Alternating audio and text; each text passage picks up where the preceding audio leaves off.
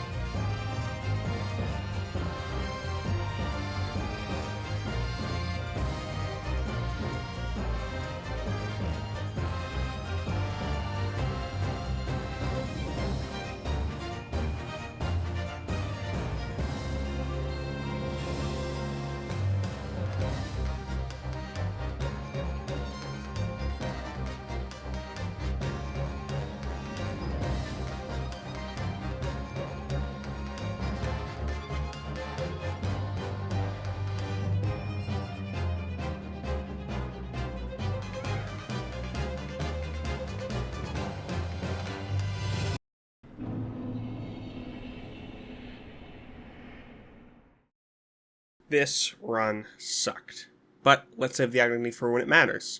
Welcome back to the final part of Can You Beat Dark Souls with the Chaos Blade at minimum stats.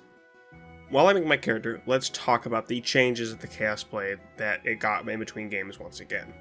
In Dark Souls 1, the Chaos Blade would deal 20 self-damage per successful attack and would also scale off of the hard humanity counter. In Dark Souls 2, it would deal 50 self-damage and no longer scales with humanity, since, well, that's another mechanic in Dark Souls 2. But it could be buffed with resin and infused with gems. The Dark Souls 3 version deals 1% self-damage per successful attack. Yeah, that's it. No ways to boost damage except for items like RTSR and Power Within. Originally, I thought this was going to be the easiest version of the trilogy, since the health loss was so low, but I was so very wrong. But with the Chaos Blade now in hand, all there is to do now is start the run. I chose the Warrior starting class for the high health and already close starting stats. I go ahead and mod my stats to meet the requirements before Gundyr. You can already see that the self damage isn't really going to be an issue in this run, and continue to clear out the graves and get to Gundyr. Gundyr is the first boss, so with a late game weapon, it's not a tough fight. When pulling the coiled sword out, we can wail on him a bit before he fully wakes up. Other than that, just dodge through his attacks and he goes down. In Firelink, I do the normal stuff like the tree jump, picking up the first Estus Shard, and grabbing the Silver Serpent Ring. By doing the tree jump again, we can get behind Firelink and find a Crystal Lizard and kill it to get our first Twinkling Titanite of the run. That's right, the Chaos Blade isn't a boss weapon this time around, so now we can upgrade it with the far superior Twinkling Titanite. Talking to the merchant, we can buy us a large leather shield and a prism stone and do the tree jump once more. Yes, I know, I'm bad at optimization. And trade them for another 2 Twinkling Titanite. After upgrading, we can head to the high wall with a +2 weapon and 4 Estus. There isn't all that much for us to do in the first half of the high wall, so we can book it straight to the second bonfire. From here, we jump down off the roof and head into the hollow explodey room and find ourselves another Estus Shard and a couple embers down below. We can head straight to Vort, and from here, well, once again, Vort isn't that hard. The damage from a +2 Twinkling Titanite weapon isn't great, but I've seen worse. For Phase 1, just stay underneath or behind him and dodge through his attacks. For Phase 2, he always does his 3-charge combo, and we can roll through it and position ourselves to his side when he ends it with the Ice Breath. If he's not dead after that, just smack him a couple more times from behind and he goes down. After, pick up the banner if you haven't already, and head to the Undead Settlement. Welcome to the Undead Settlement. The houses here are extremely high of quality. The wildlife is blooming, and the residents are so kind. We hope you enjoy your stay here at the Undead Settlement. There's a lot of good here in the high wall. First, we can grab Loretta's bone for a Grey Rat later, and straight ahead is the next Estus Shard for us. Continuing on the path, we can end up at the bridge bonfire and perform a small jump for the first Undead Bone Shard. I skip tree balls for now and just go and open the shortcut for later. and head up onto the other bonfire. In this area, here we can go to the Archer Tower and down the lift and end up at the Road of Sacrifices, and just like that, the Crucifixion Woods. Down in the woods themselves, we head to the right and grab the bonfire, and then the next Estus Shard down by the Lythan Ropes. We grab the Fallen Swag for some clothes and head back to Firelink to use up the goodies we've collected along the way. Heading back to the swamp, we can quick step through the muck and pick up another Estus Shard and start putting out the flames for later. From the first flame, we can stick along the path and make it to the second flame, and right after is the second bonfire. Nearby is the Slug Room, and we can pick up the next Undead Bone Shard. Heading to the right, we can get to the last flame and extinguish it for access to the Abyss Watchers, but I leave them for later and head back to Firelink Shrine to use the shards we got. I backtrack back to the woods and take on the Crystal Sage. The damage isn't the best, but she can bleed, so that does make up for some of the damage. For the first phase, we can pretty much just rush her down and she can't do much damage in melee distance. It takes 3 hits for the first bleed and 4 hits for any bleed after that. We start the second phase really late into the fight, and all we need to do is identify the clones, take them out as we make our way to the Crystal Sage. And with one more bleed, the Sage goes down. After the Crystal Sage, we can get a lot more upgrades. Directly after, we can take out 2 Crystal Lizards for 2 more Twinkling Titanite. Past the Evangelist and the first Cathedral bonfire, after we can abuse quit-outs for dealing with the dogs. Taking a quick detour to the swamp and up to the Old Farron bonfire, we can kill another Crystal Lizard for another Twinkling. Back to the Cathedral, we can grab yet another Estus Shard and drop down to the stream for another 2 Twinkling Titanite. This allows us to get a +3, which, looking at it, isn't much of a damage boost. Ouch. We once again head back to the Cathedral, and this time actually make progress, making it through the graveyard, picking up the next Undead Bone Shard. Continuing through the roof and rafters, we make it to the main building and get Shortcut 1, and then from there, Shortcut 2.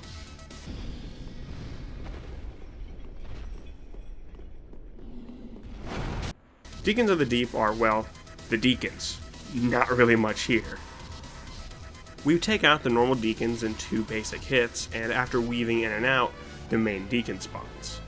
The main strat to dealing with him is simply get a few attacks in and dodge out. Just be better at dodging, unlike yours truly. Okay, what the am I doing here?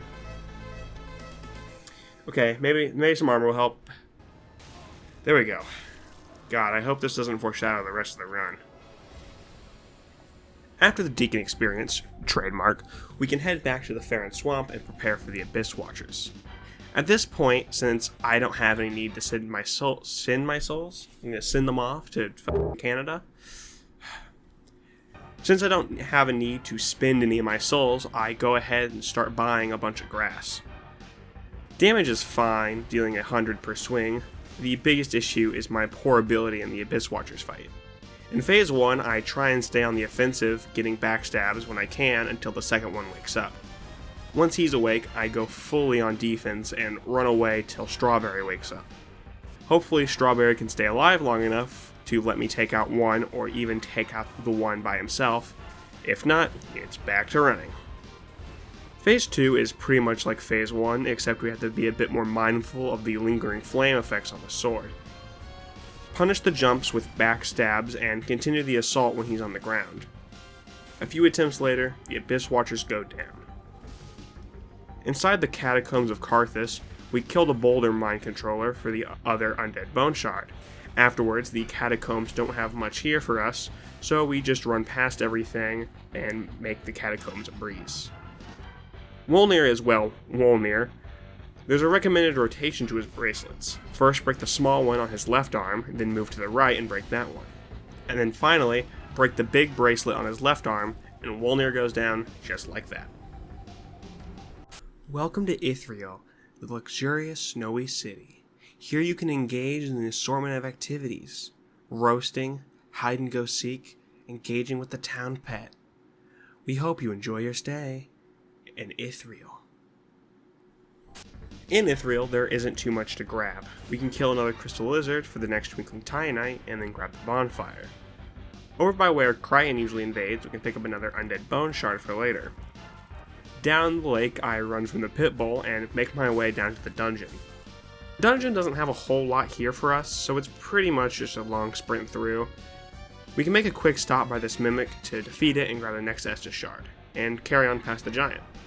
In the Profane Capital, we can grab another Undead Bone Shard, and then we can storm Ruler Yorm.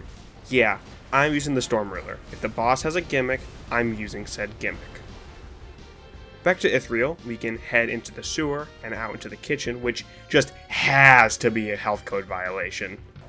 The dogs once more send me into a spiraling rage, again and again and again, so I abuse quit-outs and actually fight the enemy to get through. Pontiff, oh Pontiff, this fight was not fun. No, it wasn't. I did a solo 1 run a couple years ago, and Pontiff was the boss to end that run for me. Now granted, I've gotten much better at the game since, and I've definitely put a couple hundred more hours into it since, but in my opinion, after finishing this run, this is definitely harder than Soul Level 1. So who knows, will Pontiff put a stop to this run? Yeah. For like 2 weeks, but let's not get ahead of ourselves here. In my normal runs, my strategy is just to blitz Pontiff down and just DPS check him, but yeah, that's not happening. At this point in the run, we've officially reached 2 to 3 shot range, so we have to play it a lot safer. I'm just not all that familiar with Pontiff's moveset, and will often dodge wrong, so I'm pretty much just having to master Pontiff's moveset in this run. He's fairly resistant to bleed, so relying on that isn't recommended. If I did manage to get him into a second phase, I would now have to deal with this clone, which intimidates me too much. I would often focus my attention into removing the clone, which I just know is wrong. I ended up grabbing a basic shield to try and parry with, but I didn't know what could be parried, so I just died. I threw myself at Pontiff for about 30 minutes and just stopped. The next time I got on, I had a plan. I wanted to get a better parrying shield, so I headed back to the high wall and freed Greyrat to purchase the buckler. Now it was time to get good at parrying Pontiff.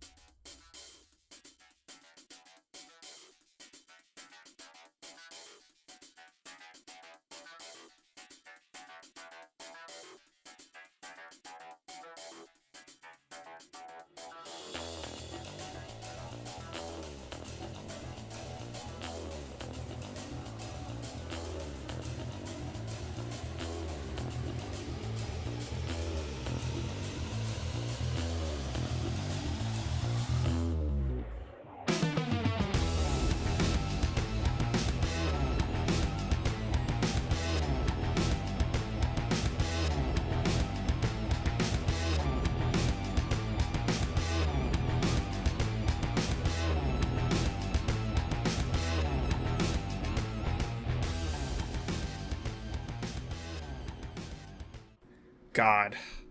Another hour of attempts down and still nothing. My main strat is to parry Pontiff in the first phase and follow up with a charged heavy. After his phase transition explosion, I wail on him for a bit for free damage and hopefully a bleed. My phase 2 strat was to either kill the clone and make it a 1v1, or just focus on Pontiff, and yet soon another 30 minutes passed and I just couldn't do it. But I was getting there. I got my parries down better, learned how to deal with his clone, and deal with his attacks. And soon, I knew I had it in me.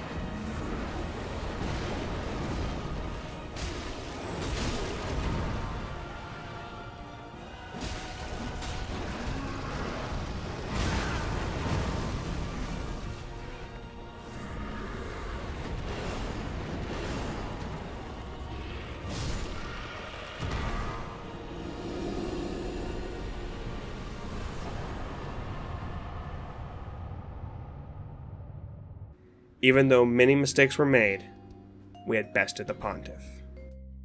2 hours of attempts, it was finally over. I sure hope this was the hardest and longest fight in this run. Right? Right? After Pontiff, there are 2 more crystal lizards that both drop a twinkling titanite. Earlier down by the river, I had missed another twinkling titanite. Heading up to Hanorlondo, we can get a local greeting, grab another Estus shard, and face off with Aldrich. Compared to Pontiff, Aldrich is the exact opposite. A large, slow boss that deals in primarily range attacks. The damage is still bad, and we were still in 2-shot range, but Aldrich isn't too difficult. He will almost always teleport to the opposite side of the arena, which makes it easy to predict where he'll be. His magic attacks can either be strafed, and his air rain can just be dodged in phase 1, or you can hide underneath the Gwen statue in the second phase. Shortly after, I had put Aldrich to rest, and were teleported off to Dancer. Before I challenged her, I paid a trip to Firelink to acquire some drip, and another trip to the Cathedral Woods. The Cathedral Woods? That's not correct. The Crucifixion Woods. To pick up the Grasscrest shield. Dancer was enough to give me PTSD flashbacks. She hits hard, even while Ember, she can half my health with one swing. Phase 1 isn't too bad. She attacks slowly, has pretty large windows between attacks for you to heal or get some hits in.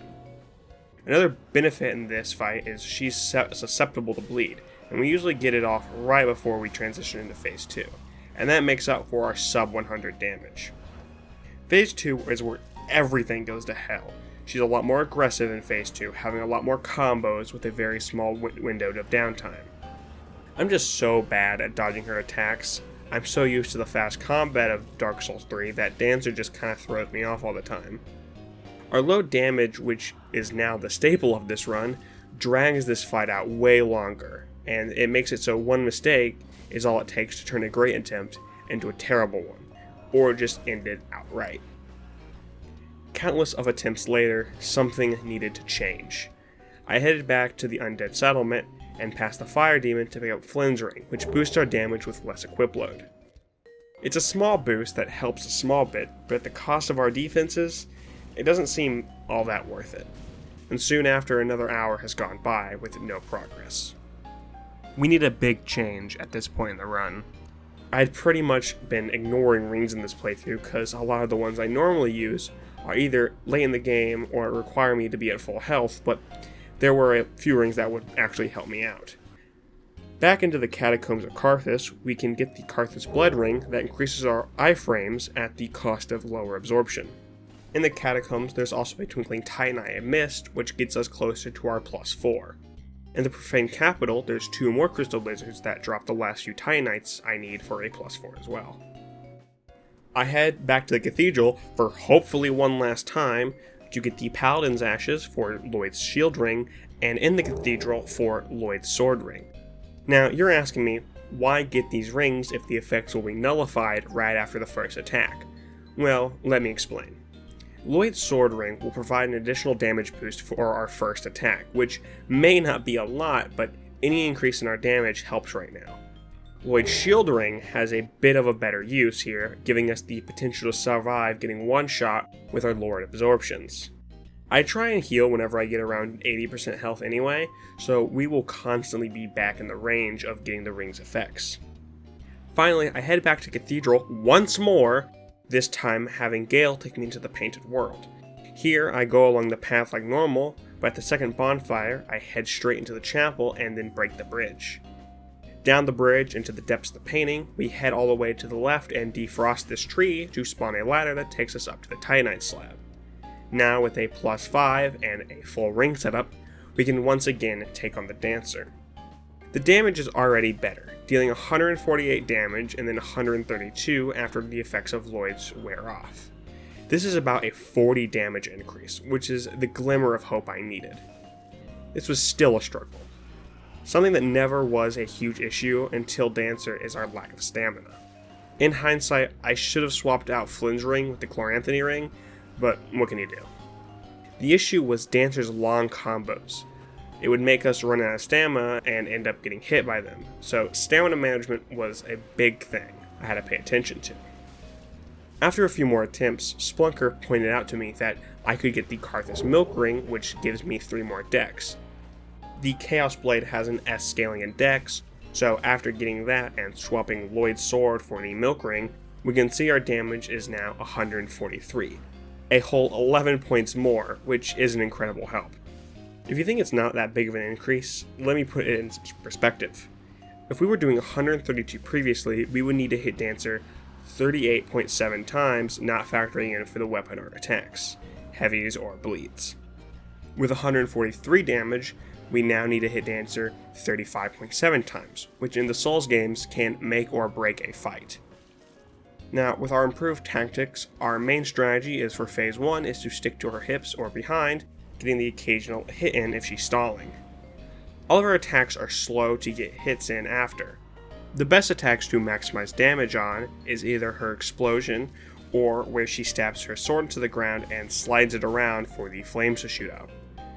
When she starts to transition into her Phase 2, we can get a few more attacks in, hoping to proc out the bleed if didn't already. For her spin, you can back away and then count, then jump in right after for an attack.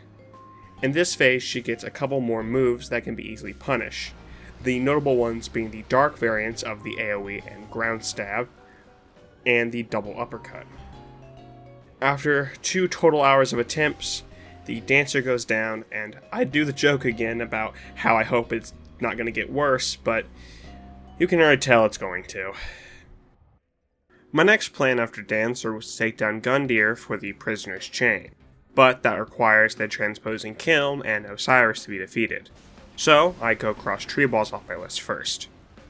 In the Consumed King's Garden, we can pick up an Estus Shard to the right of the elevator, and that's the real only important thing in this area. The leader of the Seath fan club, the slimy incel Osiris, like the previous bosses, sucks ass. His moveset is actually easier to me than Dancer and Pontiff, however he has one move that made this fight go from a decently hard fight into another 2 hours of attempts. In the first phase, Osiris is pretty passive and only has a couple of staff slams, a few tail attacks, and a pestilent mist attack. These moves can be easily dealt with by just kind of sticking in the region that shall not be named, and then just move out when he slams into the staff on the ground, as that's the trigger for the pestilent mist. Phase 2, however, is when it hits the fan. Osiris becomes a janky mess. I mean, just look at this.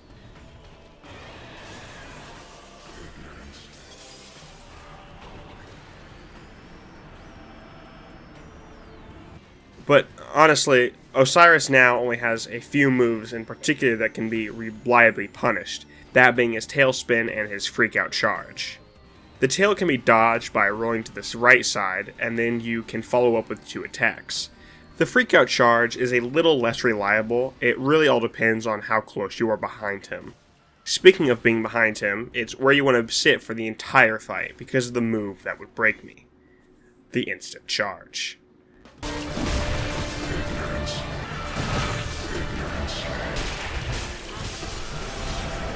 Ignorant slaves, how quickly you forget. What's better than being one-shot by most attacks? Well, it's an attack that can one-shot you with no telegraph. That's right, no telegraphs. It's 100% a reaction test, except it's too fast to react to, so it becomes something you just have to anticipate, which is just bad game design. Not only that, the hitbox on this move is atrocious. This genuinely made Osiris one of the hardest bosses in this run, and it genuinely broke me. After a while, I need a change in strategy. I decided to look up what some other people did to deal with the charge in Soul Level 1 runs, and someone mentioned to keep a shield up in Phase 2, so that's what I ended up going with. For 98% of Phase 2, my L1 button was held down. This helped extremely, as not only did it prevent me from dying to the charge, it also helped me survive bad rolls as well in Phase 2. But even with this change in strategy, I was still constantly dying. Phase 2 was just taking so long that I would get in my own head and end up making a fatal mistake.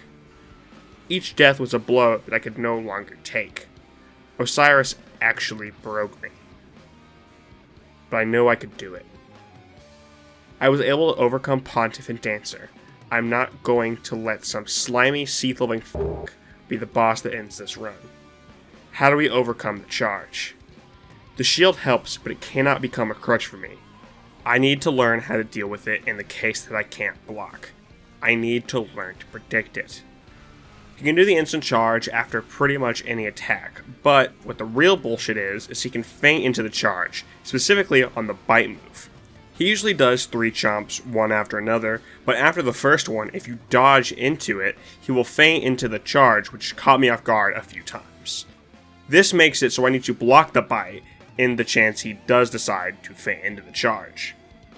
It was still an RNG heavy boss, but I knew I could do it. And after a few more attempts, Osiris went down. The hardest boss in this run by far. It's not going to get any better. But on the bright side, the Untended Graves and Champion Gundyr, well, were easy, just parry.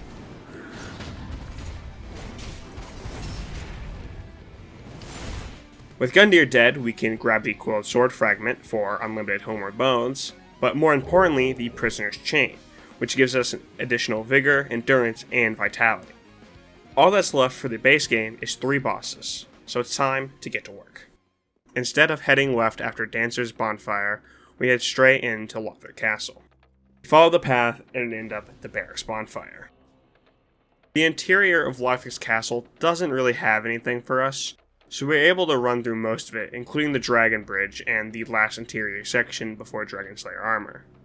Speaking of Dragonslayer Armour, it's one of my favorite bosses in this game, but also one of my worst. On one hand, Dragonslayer Armour gives plenty of time to get attacks in between his own attacks, but on the other hand, he really hurts. The damage is still bad, but with how many attacks we were able to get in, we have a good enough DPS to manage. On his phase transition, there's also enough time to get attacks in, same with the Lightning Strike.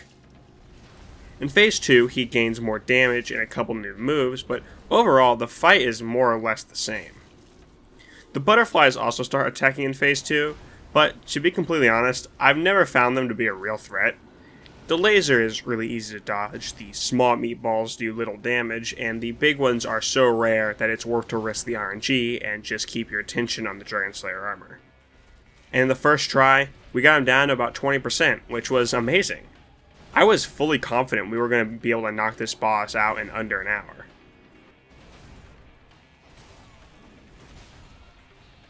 God damn it. So, why was I dying? Was it some huge flaw in my playstyle, like with Osiris? Or was it an improper build with like Dancer? Nope. Genuine skill issue. I was good enough at the game to do well at him, but not good enough at the game to beat him, if that makes sense. There isn't really a whole lot more I can say at this fight. No real breakdown in strategy, it's just a compilation of light attacks and light unsheaths.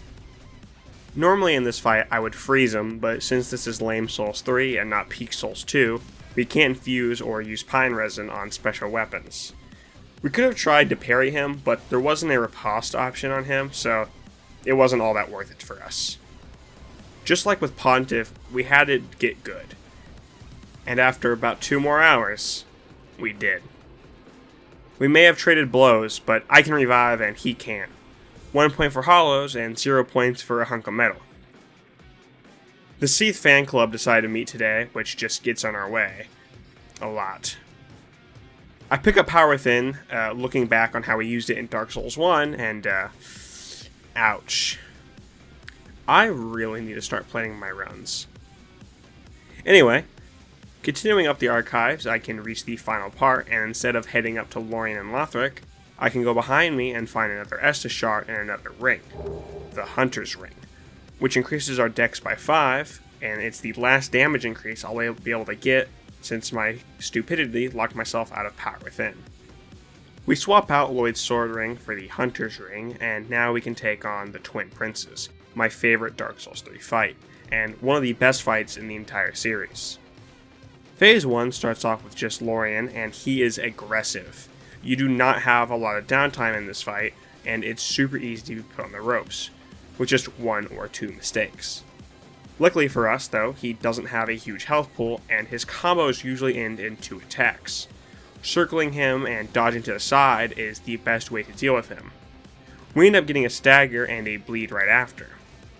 Unfortunately, we die right after by f***ing up 2 dodges. Second try goes way smoother, and we take Lorien down. In Phase 2, they pull a much better Divine Consort, and along with Lorien's swings, we have to dodge Lothric's magic. Lorien's overhead slam attack now has a follow-up swing right after, so be ready for that as well. But other than that, just try and stick on their backsides and hit Lothric as much as possible. And with a bleed and a couple more hits, the Twin Princes go down. Second try, easy peasy. Now I did Dancer, Osiris, Champ, Dragonslayer, and Lothric in one 24-hour period. So to end on a win like that was amazing. I called it quits and walked away from my computer. But he called to me. It was unfinished. I wasn't satisfied. I knew the only way I could be satisfied was to defeat him. Before Soul of Cinder, I made a quick trip to the Dreg Heap to pick up a few items. The first item is the Ring of Steel Protection +3, which I don't think I used at all, but I got it just in case. And down the path some more is the Ring of Favor and Protection +3, which we replace the Karthus Blood Ring with. This is our final setup, so it's time to lock in and face off against the First Flames Protector. The more I've played this fight, the more I like the fight itself. I still think Soul of Cinder is one of the worst bosses lore-wise and build-up-wise, but the fight itself isn't bad. Soul of Cinder has a couple different mini-phases. In Phase 1, there's the standard Greatsword phase, the Pyro Curve Sword phase, the Sorcerer phase, and then the Cleric Spear phase. I personally want the Magic and Standard phase. The Standard phase is easy enough to dodge with quite a lot of punish windows. The Curved Sword phase, he combos a lot more, moves around a lot, and buffs himself with Power Within and throws out a Poison Cloud. The Magic phase is his most passive, and he only has one melee move, and that's a Telegraph move that's slow as hell. Most attacks can be avoided by just dodging right against him or running around him. And finally, there's the Cleric Spear phase, which I just do not like dealing with. He can use Wrath of the Gods and heal himself, so it's a no-no for me. Phase 2 is the easier phase in my opinion. While he's more aggressive, he has less health and in turn goes down faster. In Phase 2, he will always start with the Wombo combo Swishy Slashy move, and if you get hit by it, you're caught up in it until the combo ends, and that just results in your death. Other than that, most of his moves are just Gwyn's moveset, so I shouldn't have to talk about them. He does have a few more moves, mainly that being the lightning attacks, but those are fairly simple to dodge and don't pose that much of a threat. Soul of Cinder didn't pose that much of a challenge like some of the previous bosses, and after about 20 minutes of attempts, we got an insane Phase 1, where he switched to his magic phase, and we were able to keep him in that phase up until the Phase 2 transition. Inside Phase 2, we do the normal Gwyn shenanigans, and what the f*** is that? Did we just survive a hit through the Wombo combo attack? This is a sign, showing I can do this. I can defeat the Soul of Cinder. I can beat this run. It's over. My suffering can end.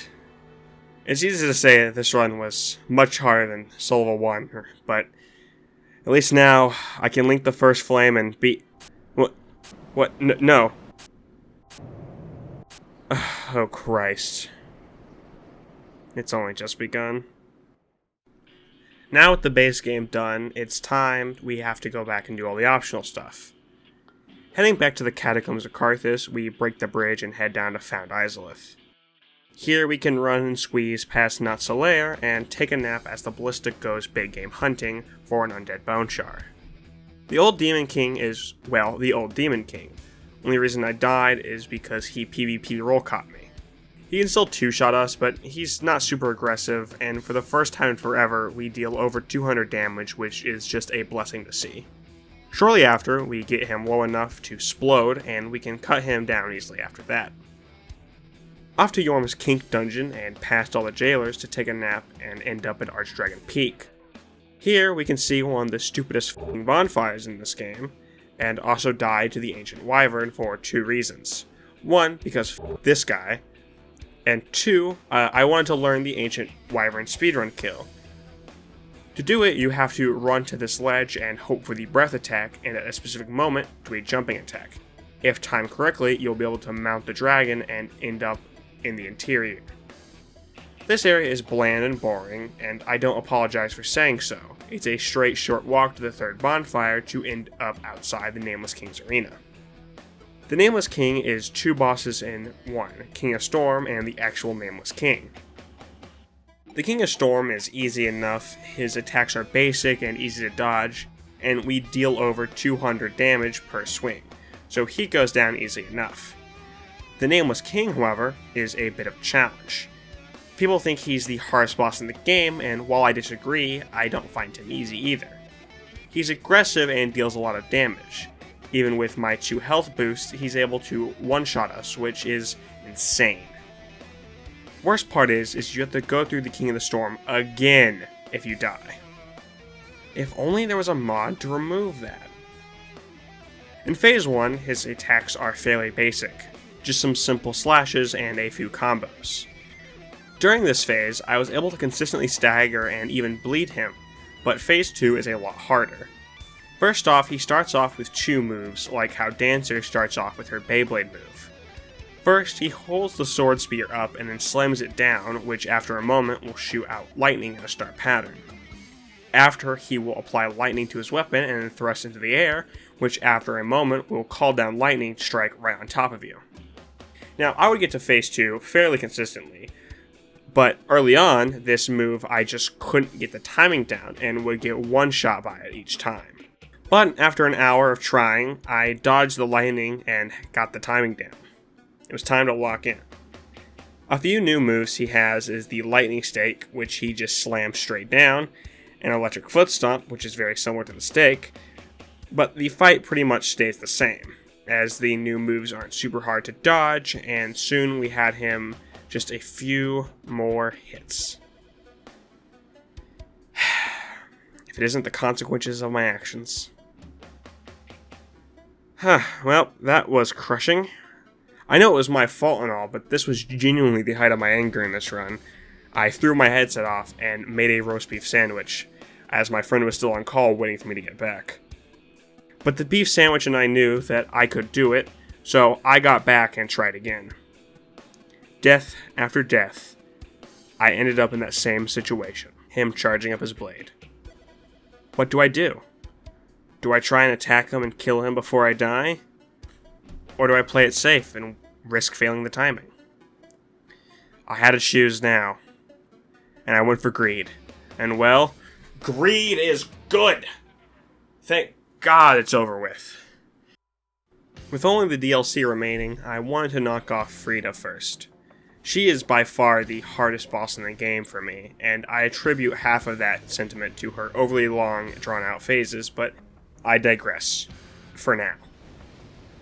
But before Friede, I wanted to prepare. I was ready for the DLC fights to be the hardest fights of this run. If Pontiff and Osiris gave me trouble, Midir, Friede, and Gael were going to be hell. I headed back down to Found Islip to pick up the last Estus shard I was missing out on, and then to Lothar Castle to pick up another Undead Bone Shard as well. Maxing out our Estus count is helpful as we can last longer, but Undead Bone Shards aren't super helpful due to the fact that our Estus currently heals us for most of our health. Back in the DLC, we can swag jump and then fight Wilhelm. He does boss levels of damage and can self-heal, so I love that. But once he's dead, we can do one last simple sprint through the DLC and spin the wheel to trigger Friede's boss fight. Phase 1 is relatively simple. She doesn't have long attack combos and is semi-passive. She gives plenty of opportunities to get backstabs in, and after, I do a charged heavy and then a light for max damage.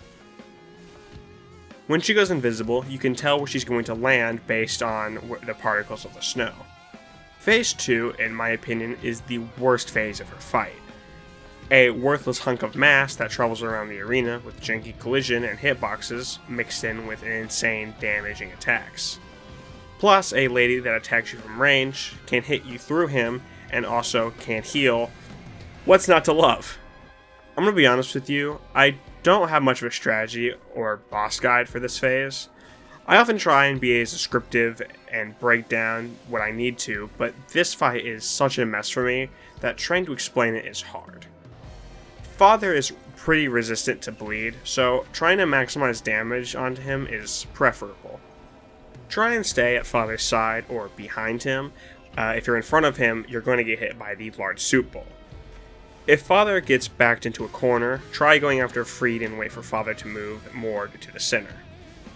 Once Phase 2 was dealt with, it's time for Phase 3, and this was the one I was most worried for. So much so, I once again looked up a level 1 guide for her and saw what they were doing. Nearly double my damage. This weapon sucks. But that video had taught me something. How to punish her first move in Phase 3. It's that simple. Just run towards her and behind her, and it grants you a free backstab.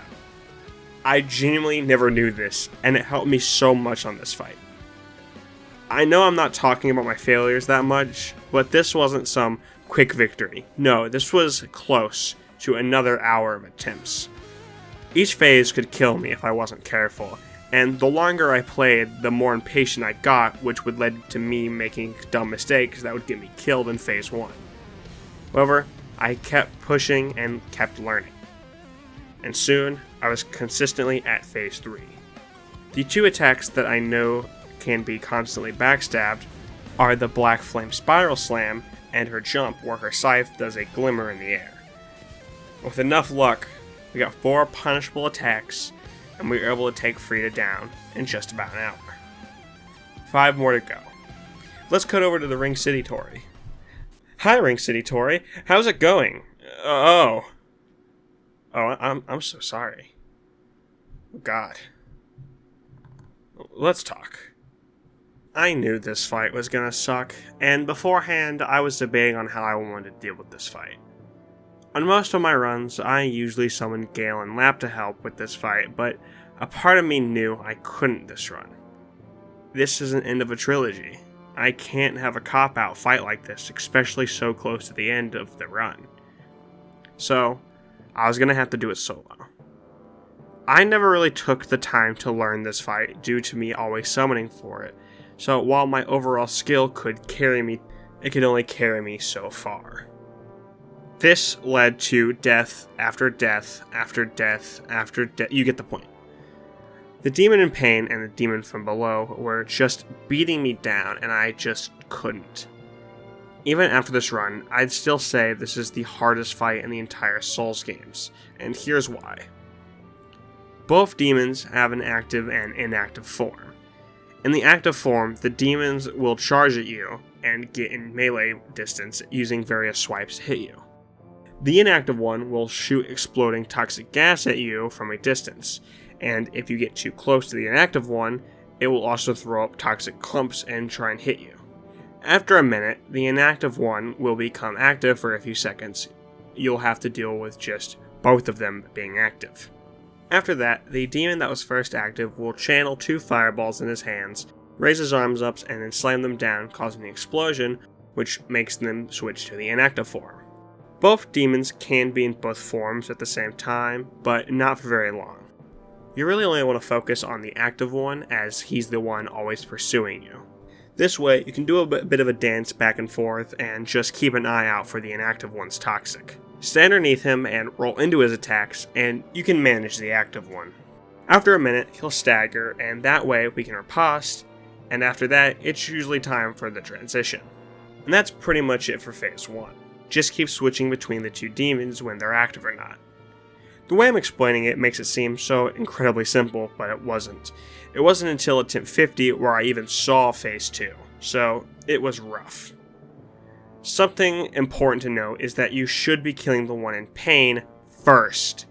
If you don't, the one in pain will transform into the Demon Prince, which gives him the bullshit meteors in Phase 2, and at that rate, it's just a lost cause.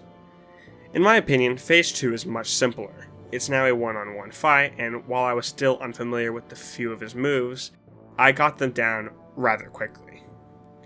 And on my first few attempts at the Demon Prince himself, he went down. The Ring City. A lovely city filled with busy streets, wonderful wildlife, and amazing scenery. Who wouldn't want to live in a place like this? So come on down to the Ring City today. I'm not going to waste time. I ran through this area, and I cannot keep making stuff up to talk about, so yeah. To deal with Bridge Midir, I usually just sit right underneath him and face tank the damage.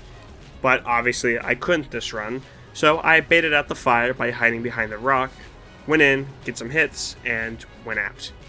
I did this repeatedly until he fell. Before fighting the actual Midir, I grabbed the Chloranthy ring +3 and replaced it over the Fap ring +3, because the extra health and stamina is nice on the Fap ring, but the stamina regen is way better, especially for these last few hyper-aggressive bosses.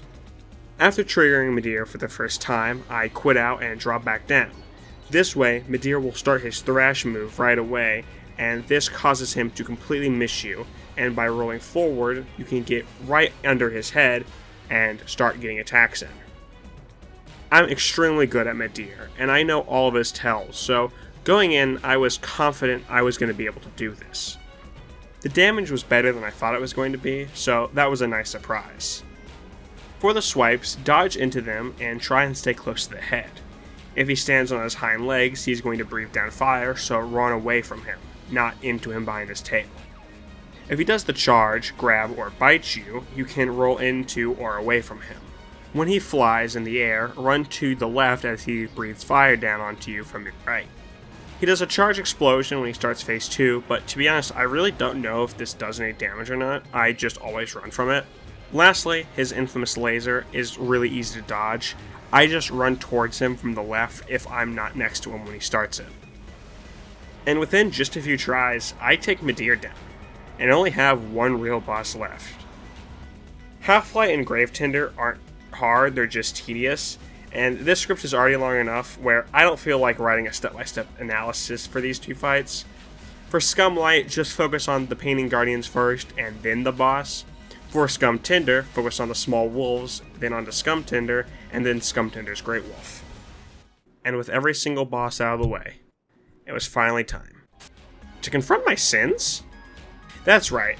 In the last two editions of Chaos Blade at minimum stats, I skipped 4 bosses. That being Gaping Dragon, because I forgot he existed, Manus, because I didn't feel like fighting him, Dark Lurker, and Ancient Dragon, because I also just didn't feel like fighting them. But I couldn't comfortably end this trilogy without defeating them. I couldn't just end it without truly doing every boss. To start, let's go face off against the Father of the Abyss, Manus. Manus hits fast and hard, and for a while, Manus was one of the few bosses I just didn't know how to beat reliably. But that changes today. To recap, in case you never watched the first Chaos Blade only, first off, do it. If you haven't, it's a great video, and you shouldn't be watching a third part to a series you haven't watched. But anyway, the Chaos Blade does 20 self-damage when a hit lands on an enemy. It's forged from the soul of Quelaag, and since it's a chaos weapon, it will gain damage the higher your hard humanity counter is, up to a max of 10. The only other way to increase your damage is with Power Within and RTSR. I choose to go with the former due to the fact that we cannot keep RTSR going consistently. With our humanity at 10 and Power Within active, we do a whopping 86 damage. Seriously? Damn. It gets even worse as Manus can 2-shot us even while at full health. Granted, I could get Mask the Mother for extra health, but it's not going to help. Manus really beat me down, and it was starting to get to me. The damage was so bad and would get even worse once Power Within wore off. Less than 100 damage on a boss with 6.6k health. I was going to be here a while. Why do you have to be such a bad Why are you upgraded? This whole time I've been using a weapon that wasn't even upgraded. Christ. For context, I had deleted my original Chaos Blade 1 and 2 characters, so to fight the bosses again, I had to mod the items back in. And don't worry, nothing's changed, my stats are still the same, and the build is actually exactly identical. But when I was remaking my Dark Souls 1 character, I may have eaten some tempered cookie dough. Yeah. Anyway, I beat Manus first try with a fully upgraded weapon. Gaping Dragon, well, what's the Gaping Dragon? Do I really need to talk about that? No, I don't. In Dark Souls 2, the Chaos Blade is forged from the Old Witch Soul, which it has gained from the Lost Sinner on New Game Plus. This time around, it does 50 self-damage instead of 20, which is over double the amount from Dark Souls 1. But it does gain a lot of perks. First off, the amount of stat boosting gear and the already high stat requirements of the weapon allow us to get our dex pretty high, allowing us to use the S scaling on the weapon pretty efficiently. Along with that, it can also be infused and even buffed with pine resin to get the damage even higher. To start, I wanted to go ahead and fight the Ancient Dragon, and it sucked, it was boring. I didn't have enough stamina to outrun the fire, so I'd have to sit at his feet, get one attack in, and just wait for the inevitable fire breath. Once he was down, there was only one last sin to face. Dark Lurker. I hate the Dark Lurker. The first phase is pretty easy, you just strafe to the left, but oh my god, the second phase is annoying. First off, most of the magic attacks require you to run away, which is a time waster in my eyes. But on top of it, when there's two dickheads shooting magic at you, it's a waiting game until there's a safe moment to attack, which is all dependent on RNG. It wasn't inherently hard, just more so a waiting game until RNG gave me the go-ahead to win. With my sins put to rest, it's time to put the series to rest. 91 bosses were killed with just one blade, and it's time to finish it. Slave Knight Gael versus the Chaos Blade.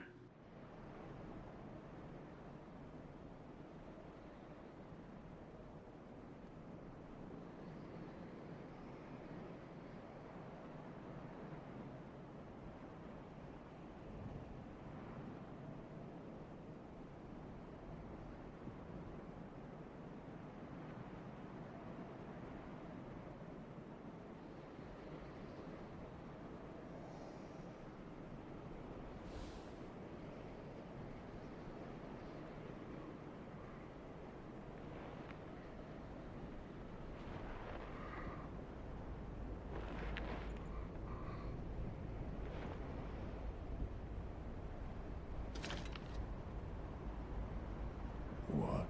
Still here? Hand it over, that thing, your dark soul. For my lady's painting.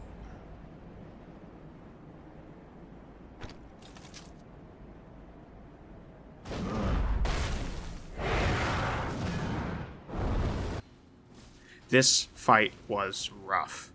The damage sucked, and we were back in 2-shot range. But when it comes to this challenge run, I'm not going to back down. Gael's broken down into 3 phases. Phase 1 is the easiest for me. His attacks in this phase are slow and have obvious tells. For his basic horizontal slash, just dodging through it will work. You can dodge into Gael himself, but I strongly recommend you dodge through it as it builds up a good habit for phase 2. After his first slash, wait a second, as he may throw out a second delayed slash. Gael also can do a jumping diagonal slash or a horizontal slash into a diagonal. In his idle state, he can do one of 2 attacks.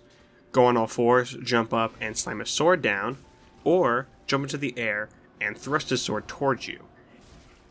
For the ground stab, I like to dodge into it as it positions you right in front of him, and for the thrust, I dodge backwards as it will position you right next to him as well.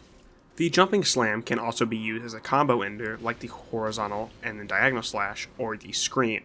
When Gael screams, he will do a combo of 4 various slashes, then it will end with a jumping slam. And this would be a threatening combo to dodge if it wasn't just the fucking easiest thing to dodge. Just roll backwards 4 times and then into him once. I've neglected to mention punish windows, and that's because after his attacks and or combos are all punish windows. It's really if you have the stamina or not. Most of the time, you can get 2 attacks in, and if you stagger him, you can get a 3rd or 4th. There are a few attacks that I don't mention, but this is because I barely see them throughout my attempts, so if I don't mention an attack, That's just because it's not relevant. Phase 2 was rough, and it's where most of my semi-successful attempts would go to die if I didn't get murked right out of the fog wall, which happened more than I wanted it to. Here, Gael is now standing, and his cape joined the battle. After all melee attacks, Gael's cape will follow after. This is where dodging into his attacks comes into play, as dodging away or into Gael will most likely get you hit by his cape, which at this low health, it could change the outcome of this battle. Gael still has his basic horizontal slash going left to right, but he has the follow-up slash going right to left. Now this one sucks because of a skill issue on my part. This attack has a delay to it, and I'm still able to dodge the sword, but the cape just slightly manages to clip me, which takes about a third of my health away. He gains some new attacks here too. He has a thrusting attack, which can come after the second slash, a spinning attack, and then a downward slam, which also can be followed up with uppercut. Gael also has 2 non-melee attacks in this phase, that being the Way of Light and the repeating crossbow. For the Way of Light, dodge into and then run behind Gael, as after a bit of time, the discs will come back, and the crossbow just run to the right, don't roll. Lastly, Phase 3 was a beast of its own. Gael turns up to 150 and is incredibly aggressive. It opens with him groaning and exploding into a bunch of skulls. Here he has all the basic attacks from Phase 2, but now he can combo them into a clusterfuck of spins and slashes and whatnot. Best way to dodge these combos is honestly just roll into Gael and keep up the aggression. It's a high impact dance between you two, a dance for the fate of their sanity. I know how when I break this fight down, and honestly just all fights in this run, it seems simple, but I assure you, it was not. Gael was taking forever, and it genuinely was getting to me. Not as bad as Osiris, but it was definitely getting me there. He fell out of reach for a while. I wouldn't make it to Phase 3 often, due to Phase 2 just being really difficult for me. But the first time I did, I almost killed Gael, but was struck down by lightning. And from there, it was a downward spiral. Death after death. I had an attempt that looked to be the winning one. My heart was racing. And boom. It was over in an instant. Gael was getting me too worked up, but deep down, I was at the finish line. I knew I could do it.